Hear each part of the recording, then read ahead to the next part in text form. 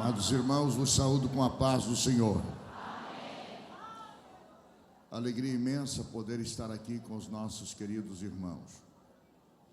Estou de veras alegre, feliz por esta oportunidade que Deus me concede de estar aqui neste grande trabalho, vendo essa multidão de salvos, povo de Deus abençoado.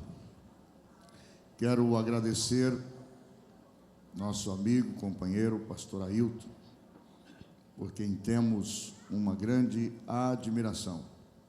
Deus abençoe pela confiança, pastor. Quero agradecer também as nossas ilustríssimas irmãs, na pessoa da irmã Judite, por este amável convite. Me senti realmente pequeno diante de tamanha responsabilidade. Quero parabenizar os irmãos, especialmente as irmãs do Círculo de Oração, por este bonito trabalho e também por esta admirável administração que Deus tem dado a vocês na pessoa do pastor Ailton, nesta cidade e neste estado tão notório é a bênção de Deus sobre a igreja neste estado. Eu sei que a igreja do Pernambuco tem se tornado uma referência não só a nível nacional, mas também a nível mundial. O vosso zelo, o vosso carinho, o vosso amor para com Deus tem sido anunciado por todos os lugares por onde eu tenho tido a oportunidade de estar.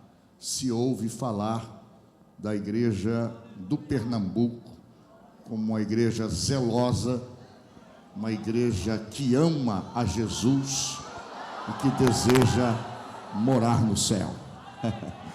Glória a Deus. Quero, nesse instante, também fazer menção do meu pastor Sebastião Rodrigues de Souza, de cujas mãos eu saí, recebi a formação ministerial pelas mãos daquele exemplar homem de Deus, que é o presidente da igreja em Cuiabá e presidente da convenção do estado do Mato Grosso. E eu tenho a alegria de poder dizer que faço parte daquele ministério tão abençoado. Queridos irmãos, nós estamos na cidade de Newark, no estado de New Jersey, Nova Jersey, há 8 anos. O Senhor falou comigo sobre a obra missionária no ano de 1991. Passaram-se 11 anos e então saiu a ordem e entregamos a responsabilidade de uma grande igreja no estado do Mato Grosso, a segunda maior igreja da região metropolitana de Cuiabá. Tinha aproximadamente 2.000 membros na época em que pastoreava aquela igreja. E fomos por uma orientação de Deus, por uma ordem divina. Estava realmente constrangido a isso, por várias vezes resisti, mas finalmente tive que ir para uma cidade onde eu não tinha nenhum contato telefônico, onde eu não tinha praticamente ninguém me aguardando para me receber, a mim e a minha família. Chegamos em Newark, sem conhecer a cidade, sem nunca ter pisado aquele solo, e a temperatura estava 25 graus negativo. E tivemos um choque considerável, mas começamos a orar e a trabalhar. E o Senhor Deus teve misericórdia de nós e nos deu um povo bonito, um povo obediente, uma igreja bonita. E hoje, por bondade de Deus, nós temos ali a nossa igreja Assembleia de Deus, que é uma referência naquele país, zelando pela sã doutrina, no padrão da nossa igreja que nós nascemos e aprendemos.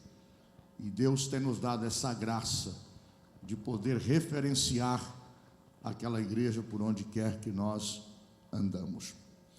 Não temos nenhuma preocupação de nenhum dos nossos irmãos aqui do Pernambuco chegar à nossa igreja em Newark e ter o rosto avermelhando de constrangimento por ver o comportamento totalmente desconforme dos crentes na nossa igreja, porque os nossos irmãos têm aprendido a palavra da forma que os irmãos têm aprendido aqui. Deus tem nos abençoado. Portanto, pastor Ailton, mais uma vez, obrigado por ter convidado esse missionário para estar aqui. O irmão sabe o que é um missionário, e quando esse missionário passa um tempo no campo, como que ele volta, como que ele chega. Ele tem que ser compreendido, porque muitas coisas ele está precisando até mesmo reciclar. Mas obrigado, pastor. Queridos irmãos, abra sua Bíblia no livro do Apocalipse, no capítulo 5, e no versículo 4 e versículo 5. Glória a Deus. O capítulo 4 do livro do Apocalipse é o capítulo da sala do trono. O capítulo 5 é o capítulo da abertura do livro da redenção. Ambos enfocam a pessoa daquele que está sentado no trono, daquele que é digno. Diz assim a palavra de Deus: e eu chorava muito, porque ninguém fora achado digno de abrir o livro, nem de o ler, nem de olhar para ele. E disse-me um dos anciãos: não chores, eis aqui o leão da tribo de Judá, a raiz de Davi, que venceu para abrir o livro e desatar os seus 7 selos. Meus amados, quando nós olhamos, retrocedendo do capítulo anterior, representando o arrebatamento da igreja, João se vê na sala do trono, e ele começa a descrever o que ele estava vendo. A primeira coisa que João vê, ele viu um trono, e ele faz questão de dizer: e eu vi um sentado no trono. Ele não diz que viu algo sentado no trono, ele diz que ele viu um assentado no trono. Ele começa a descrever as características que credenciam este que está sentado no trono. E uma das características que ele descreve deste que está sentado no trono é que este que está sentado no trono, ele tinha a aparência semelhante à pedra de jaspe e à pedra de sardônica. Estas duas pedras, jaspe e sardônica, elas estavam no peitoral do sacerdote. O sacerdote carregava consigo, adentrava ao lugar santo com estas pedras penduradas no seu peito. E eram 12 pedras que simbolizavam as 12 tribos de Israel. E a primeira pedra sardônica era a primeira pedra daquele enfileiramento de pedras. E, ou melhor, a primeira pedra é a pedra de jaspe, uma pedra esverdeada, que representa a justiça daquele que está sentado no trono. O aspecto dele, o primeiro, o aspecto de jaspe, justiça, e a outra pedra sardônica, correspondendo à primeira e à última pedra do peitoral. A credencial que João estava vendo sobre aquele que estava assentado no trono era esta: jaspe e sardônica, o primeiro e o último, o alfa e o ômega, o princípio e o fim, se referindo à pessoa bendita de Jesus Cristo. O trono lá não está vazio, o O trono lá nunca fica vazio. Os tronos da terra são transitórios, os tronos da terra ficam vazios, mas o trono lá em cima nunca fica vazio. E aquele que está sentado no trono, o seu aspecto é como jaspe e é como sardônica, que representa o alfa e o ômega, o princípio e o fim. Com ele está a primeira, mas com ele também está a última palavra a respeito de todas as coisas no universo. Quantos podem glorificar aquele que está sentado no trono? Que coisa maravilhosa João estava vendo. E agora de repente no capítulo 4 começa a descortinar para João algo extraordinário. A mente de João alcança o significado marcante do que estava para acontecer. Ele vê o livro selado na mão do que está sentado sobre o trono. Queridos irmãos, retrocedendo para o capítulo 32 do livro do profeta Jeremias, nós encontramos algo extraordinário. E Jeremias diz que é de acordo com a lei e de acordo com o estatuto. Quando alguém vendia uma propriedade, ou alguém ia como escravo para trabalhar para alguém por uma dívida, ou vendia algo que lhe pertencia por herança, a herança não podia ser vendido perpetuamente, e as pessoas, os judeus também não podiam trabalhar como escravo para sempre. Acontece que quando alguém perdia, ou dava em penhor, ou vendia uma propriedade, eram lavradas duas escrituras conforme a lei e o estatuto. Uma escritura aberta e outra escritura selada. A escritura aberta ia para a mão do comprador, e a escritura selada ia para a mão do juiz. A escritura aberta estava na mão do comprador, e ele sabia que depois de um determinado período de tempo, ele tinha que devolver aquela propriedade sobre um determinado preço. Se a pessoa que havia vendido a sua propriedade, ou então entregado a sua propriedade para pagamento de uma dívida, adquirisse o recurso suficiente para reaver a sua propriedade, ele podia chegar ao comprador e dizer: eu tenho aqui os recursos para readquirir a propriedade que pertence a mim. Então o comprador tinha que devolver a escritura, tinha que devolver a sua propriedade. Era lei, era estatuto, não tinha como mudar. Mas se o comprador recusasse devolver a propriedade àquele que tinha o recurso para reaver a sua propriedade, então esta pessoa ia até o juiz e requeria a sua propriedade, e dizia: olha, eu tenho dinheiro para resgatar de volta a minha liberdade, eu tenho direito agora de resgatar a propriedade que um dia foi dada em penhor, ou que um dia foi dado por um preço de alguma dependência da minha parte, e agora eu quero reaver a propriedade que a mim pertence, adquirida por herança, adquirida por direito, e o credor não quer me devolver. Então a escritura estava na mão do juiz, ele depositava o preço da herdade em juízo na mão do juiz, e a escritura aberta era entregue ao legítimo proprietário daquela situação, e a escritura então selada era rompido os seus selos. E no capítulo 2 do livro do profeta Ezequiel diz que o livro selado, Ezequiel teve a oportunidade de ver o que estava escrito nesse livro, e Ezequiel diz que o livro selado estava escrito por dentro e estava escrito por fora também. E no livro selado diz Ezequiel que estava escrito ais, que estava escrito sentenças para o comprador que havia comprado e não queria devolver. Queridos irmãos, o salmista diz que o preço do resgate da minha alma, da sua alma, era caríssimo, e os nossos recursos, por certo, esgotariam antes. Nunca teríamos condições de reaver de volta a nossa liberdade, nunca teríamos condições de reaver de volta a nossa redenção. Mas a lei, o estatuto também diz que se aparecer um parente próximo, um parente que tem recursos financeiros,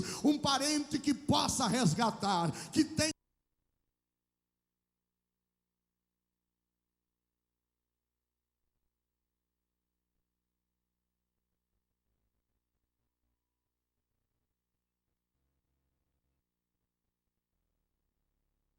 dinheiro suficiente para resgatar. Esse parente remidor pode chegar ao credor e dizer: olha, eu tenho valor e eu quero resgatar, eu quero reaver a propriedade. Mas se o credor disser: não devolvo, então o parente remidor vai ao juiz, deposita o dinheiro em juízo, e o juiz entrega a escritura selada na mão do parente remidor, e o parente remidor então tem o direito de desatar os selos daquele livro e fazer a leitura da sentença que vai ser aplicada àquele impostor, aquele que está assumindo indevidamente aquela propriedade. É por isso que João estava chorando muito. João sabia que aquele livro, aquela escritura era o livro da redenção, e se aquela escritura não fosse aberta, nós estaríamos em grande apuro.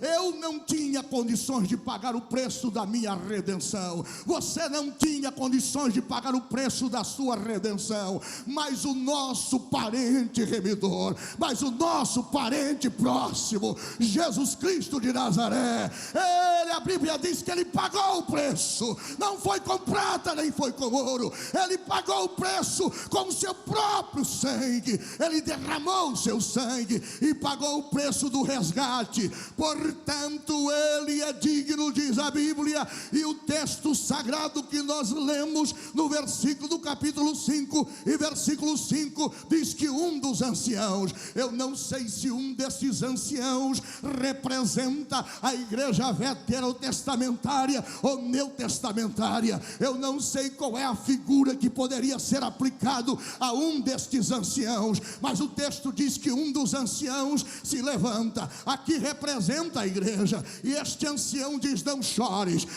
eis aqui o leão da tribo de Judá, a raiz de Davi. E ele diz uma frase extraordinária, ele diz: ele venceu. E quando diz ele venceu, ele diz o objetivo que ele venceu. Esse texto nos deixa entender, irmãos, que o objetivo de Jesus sempre foi este, sempre foi resgatar, sempre foi remir. Ele estava de olho neste livro, ele estava de olho no livro selado. Veja o que diz o versículo 5, olha, lê se você puder. E disse um dos anciãos: não chores, eis aqui o leão da tribo de Judá, a raiz de Davi, vírgula, que venceu para o objetivo daquela batalha, o objetivo daquela luta, o objetivo daquela guerra, o objetivo daquele preço era um só: abrir o livro e desatar os seus selos.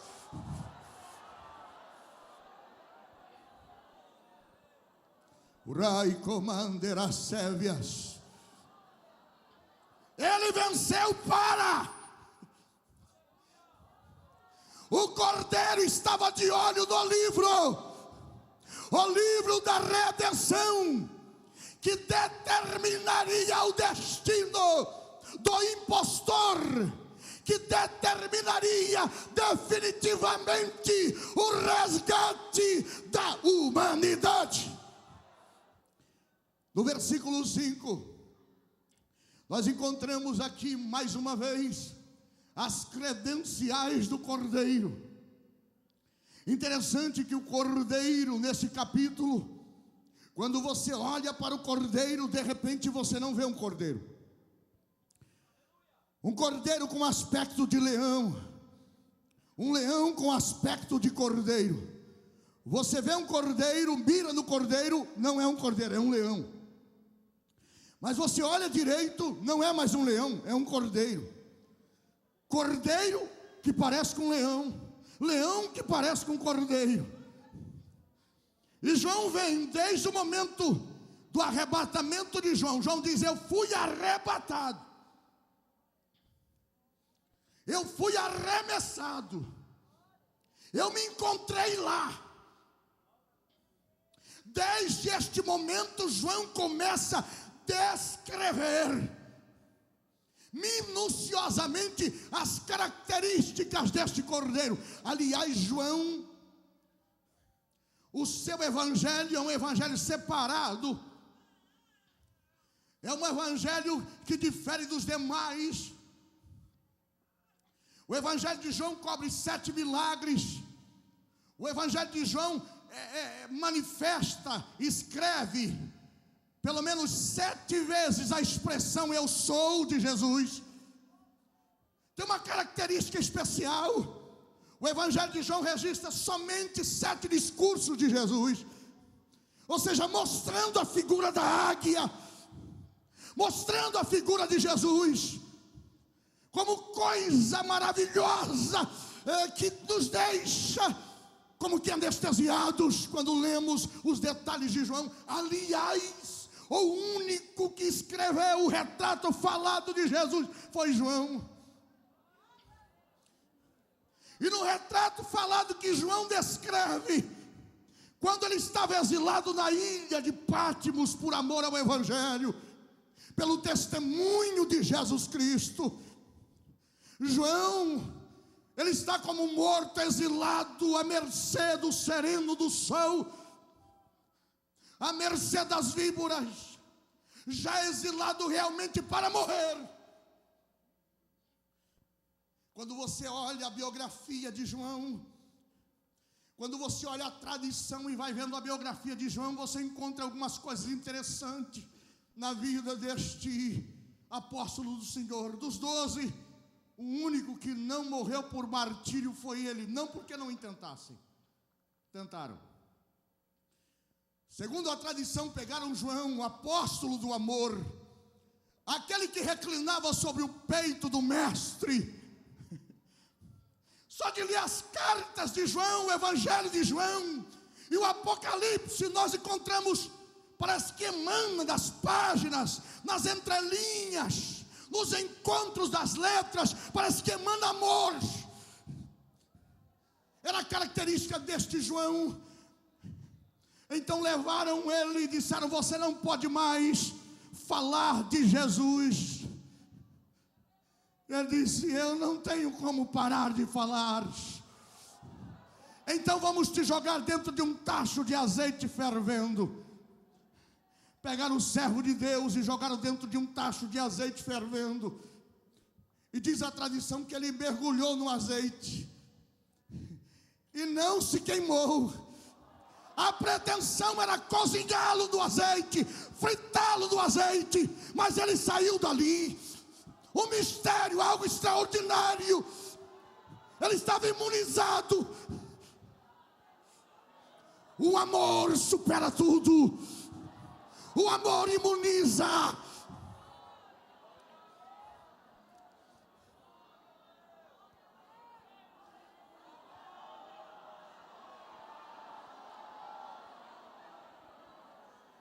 Levaram esse servo de Deus e pegaram uma chapa e atearam fogo nesta chapa. Quando a chapa estava vermelha e incandescente, então disseram: agora nós vamos te assar.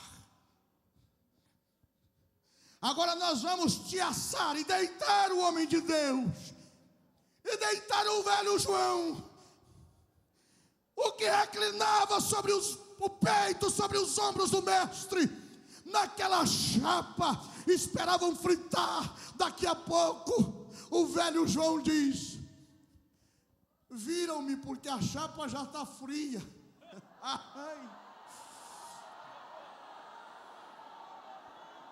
Eu tenho que admirar este homem, eu tenho que admirar este apóstolo, eu tenho que admirar este servo de Deus. Não podemos calá-lo, não podemos matá-lo, vamos isolá-lo. Levaram ele para a rochosa e solitária ilha chamada Patmos, no mar Egeu. E ele faz questão de dizer: por causa do testemunho, por causa da palavra, eu fui exilado.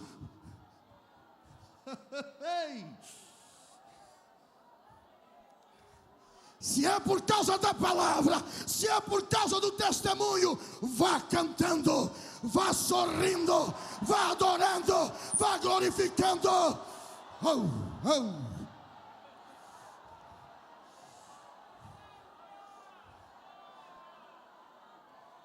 Estou isolado, estou reclusado, é por causa da palavra. Tu não estás sozinho, tu não estás sozinho, tu não estás sozinho.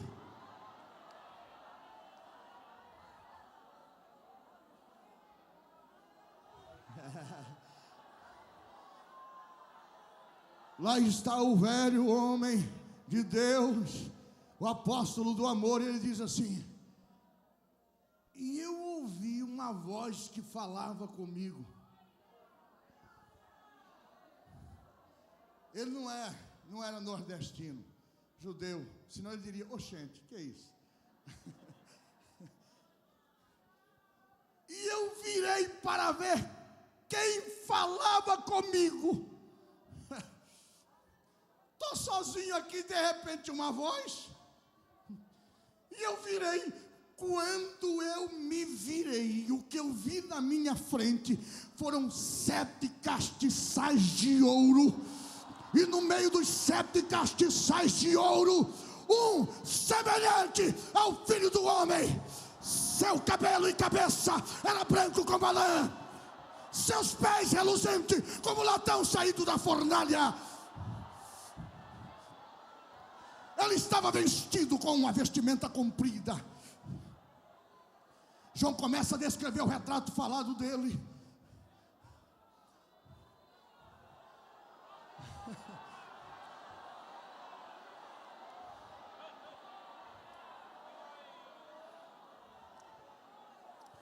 Note que João dá um retrato falado, e João não diz.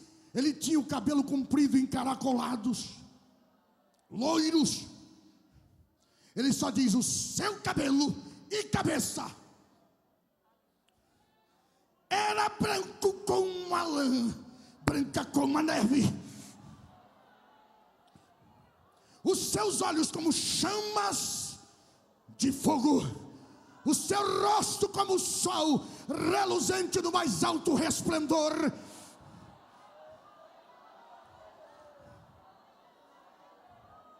Já não disse: eu vi um lindo colar de ouro no seu pescoço.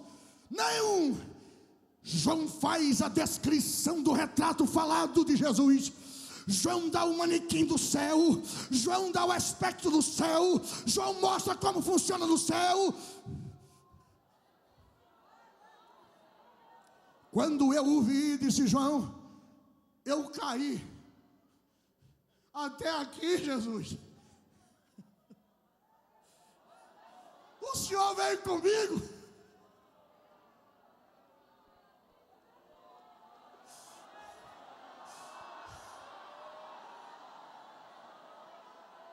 O Senhor entrou comigo.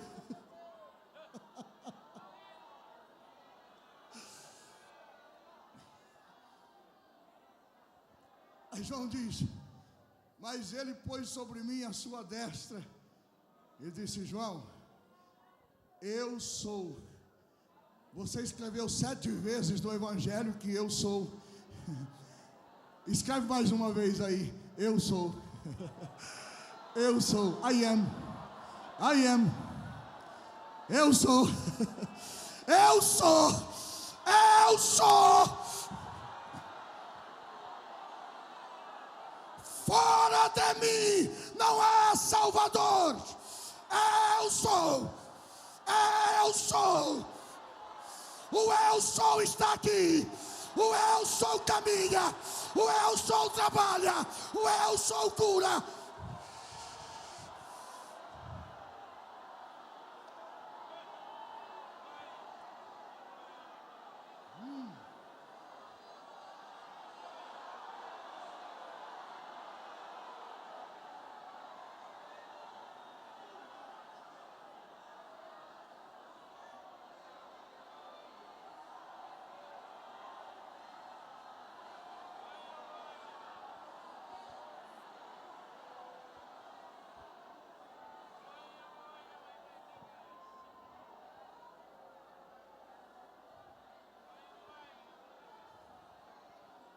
Eu sou aquele que foi morto, mas eis aqui estou vivo.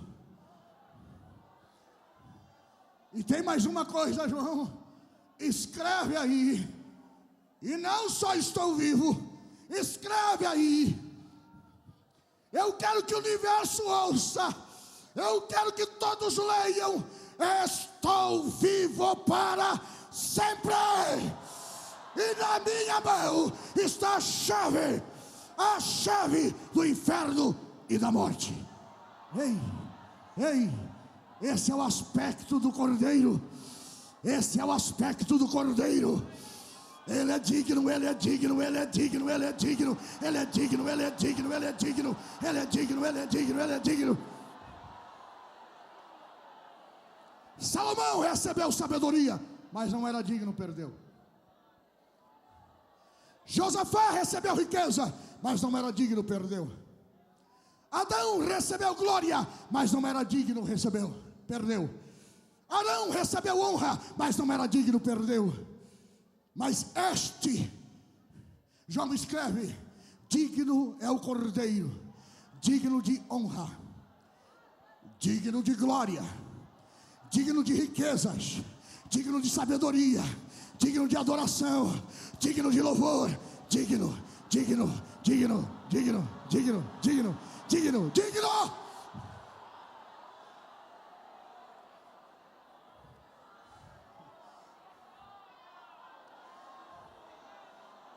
Os 24 anciões representando a igreja. Interessante, eu me maravilho com isso aqui. João viu 24 tronos, nos tronos 24 anciãos, com vestes brancas, justiça. As vestes brancas, símbolo que eles venceram. Por isso que Jesus 7 vezes repete: aquele que vencer, aquele que vencer, aquele que vencer, aquele que vencer, aquele que vencer, aquele que vencer. Vestes brancas. E João olhou na cabeça destes anciãos, que representa a igreja. Ele viu coroas de ouro. Coroas de ouro. Só que no final do capítulo 4, João observa algo extraordinário. João viu que estes 24 anciãos, preste atenção nisso aqui, estes 24 anciãos que representam você, eu, a igreja, pegaram a coroa da cabeça, prostraram-se. A palavra prostrar vem do grego proskinel, que são duas palavras. Pros, que significa cair ajoelhado.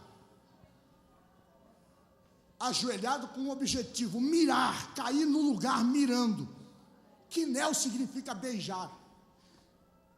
Então, prostrado significa caiu mirando com um objetivo e beijando. Pegaram a coroa da cabeça e colocaram nos pés do que estava sentado no trono.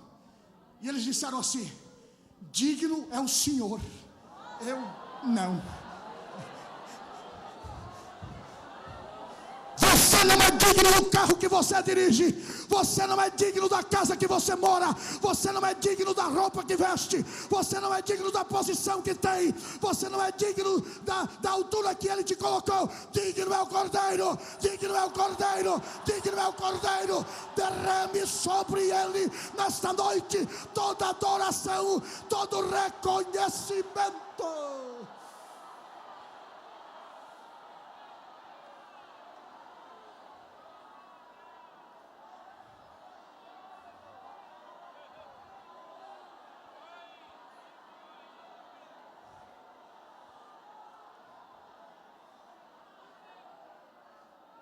Vamos formar um coral aqui. Pastor, eu creio que o trono está aqui. Eu creio que o céu baixou aqui. Eu creio que Ele está aqui. Eu creio porque sinto a presença contagiosa, maravilhosa, indescritível do Cordeiro. Agora eu gostaria que você formasse um coral. Sou dirigido pelo Senhor, pelo Cordeiro.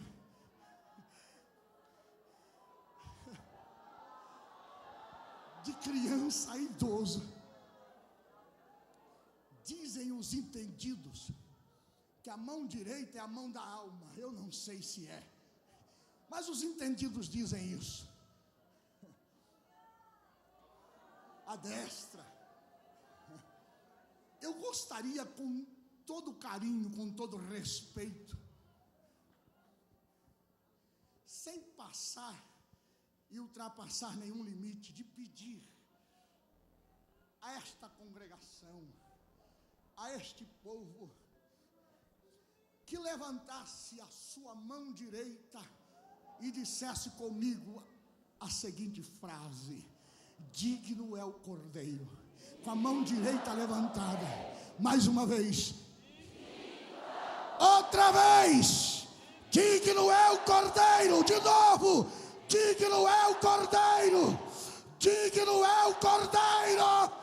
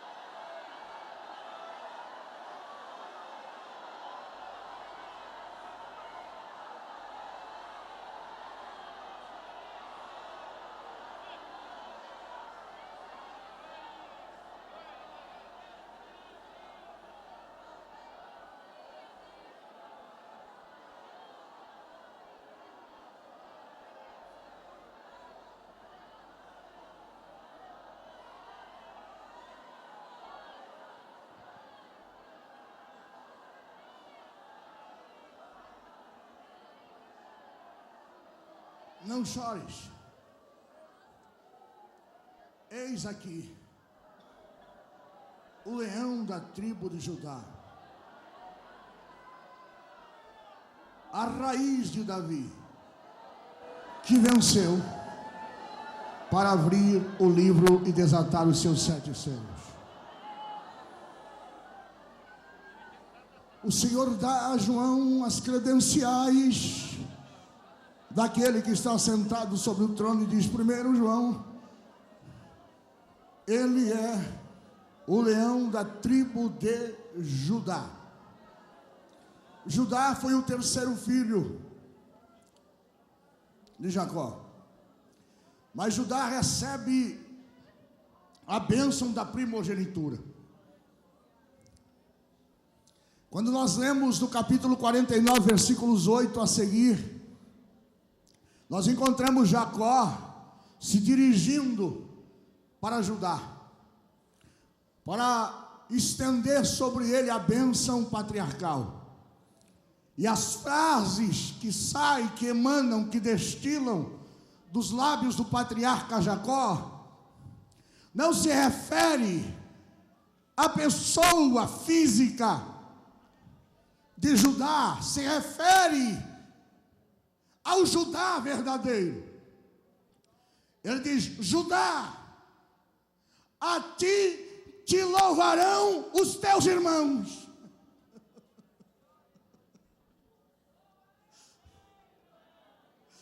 Quantos irmãos dele tem aqui? Quantos irmãos dele tem aqui?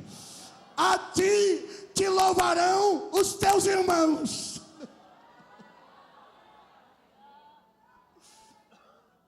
A tua mão está no pescoço dos teus inimigos.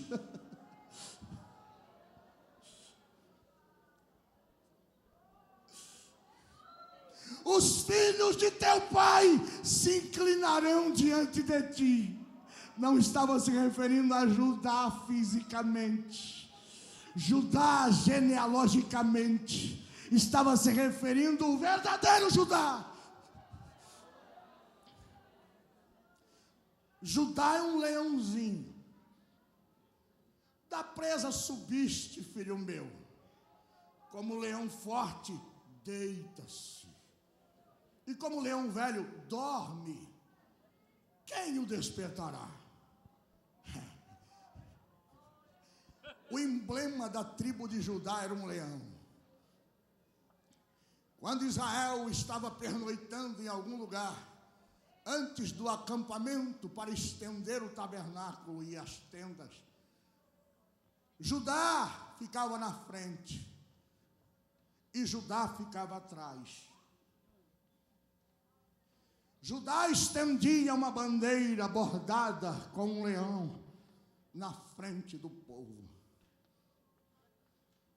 Judá ficava atrás e estendia uma bandeira bordada com a figura de um leão na retaguarda do povo. Chorai, queirachevias. Ele vai na frente, mas ele não deixa a retaguarda desguarnecida. Ele vai na frente, mas ele mantém a atenção na retaguarda. Ele está na frente. O leão da tribo de Judá está na frente, mas a retaguarda está guarnecida.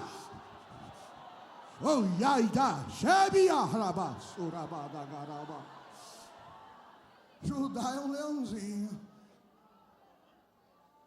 Você foi e trouxe a presa, filho meu.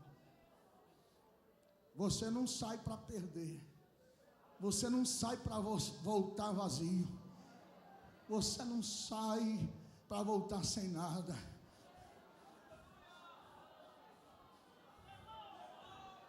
E como um leão forte, ele deita,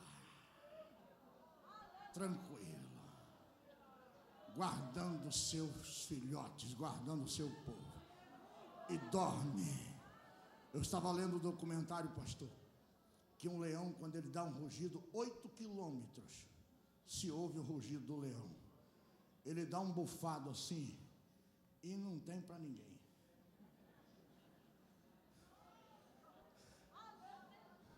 Sabe o que aconteceu, pastor? Isso aqui é profecia, sentimento da hora. O leão deu um rugido aqui, pastor.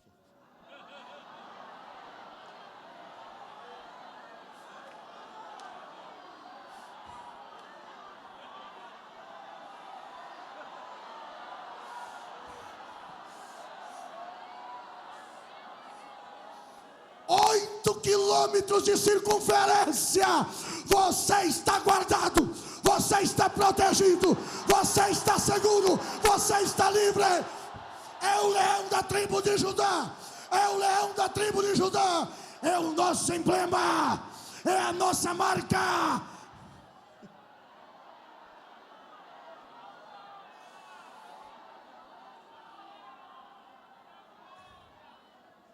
Irmãos, me perdoe, eu vou ter que colocar aqui uma vírgula. Mas eu prometo que amanhã nós continuamos. Porque estou sentindo alguma coisa que vai tremer este lugar aqui. Estou sentindo alguma coisa que vai abalar esse ambiente.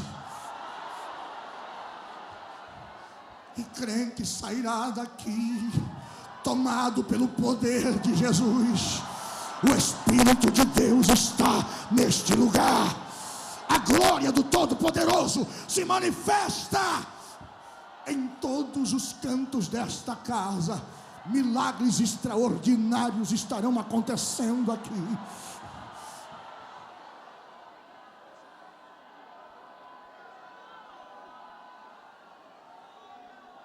Por favor, a congregação se coloca em pé.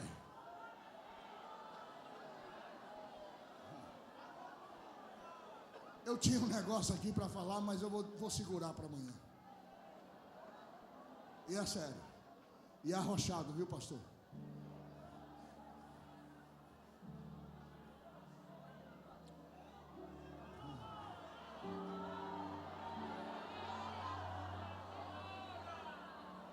Eu sei que cada igreja tem as suas particularidades, a sua administração, corretíssimo, ensinado pelo amoroso pastor, cuidadoso pastor. Eu vou orar pelos enfermos. Eu vou orar para Jesus batizar com o Espírito Santo e com fogo. Mas antes disso, eu quero fazer um convite. E é o convite mais importante que existe na face da terra.